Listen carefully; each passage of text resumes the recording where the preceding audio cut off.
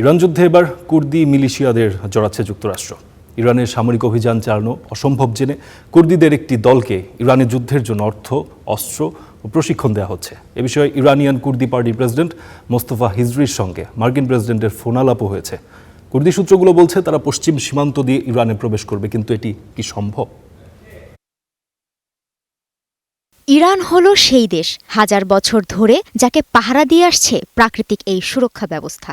উত্তরে কাস্পিয়ান সাগর, দক্ষিণে পারস্য ও ওমান সাগর, পশ্চিমে জাগ্রস পর্বতমালা আর অন্য পাশে এলবুর্স পর্বতমালা। দেশটির মধ্যভাগে শুষ্ক ও জনবসতিহীন মরু অঞ্চল।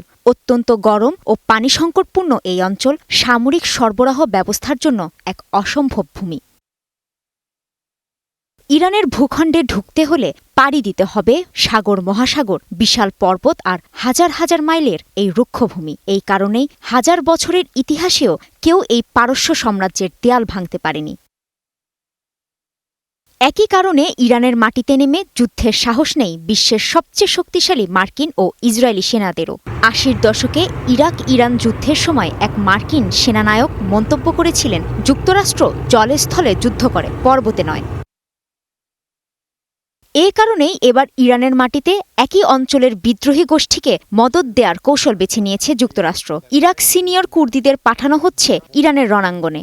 এই কুর্দিদের বহু বছর ধরে ইরাক, সিরিয়া ও তুরস্কের বিরুদ্ধে ব্যবহার করে আসছে মোসাদ ও সিআইএ।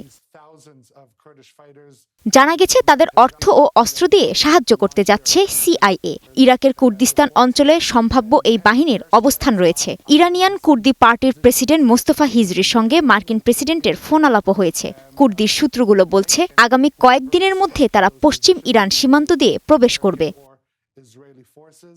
কুর্দিরা একটি রাষ্ট্রহীন জাতিগোষ্ঠী, যাদের সংখ্যা প্রায় ২.৫ থেকে ৩ কোটি। তুরস্ক, ইরাক, ইরান, সিরিয়া ও আর্মেনিয়ার কুর্দিরা ইরাক, সিরিয়া ও তুরস্কের মধ্যবর্তী অঞ্চলটিতে স্বাধীন কুর্দিস্তান প্রতিষ্ঠা করতে চায়। এই স্বপ্ন পূরণে যুগের পর যুগ ধরে তারা লড়াই করে আসছে, আর বিশ্বশক্তিগুলোর দাবার গুটি হচ্ছে। কাজী শাহরিন, স্টার নিউজ।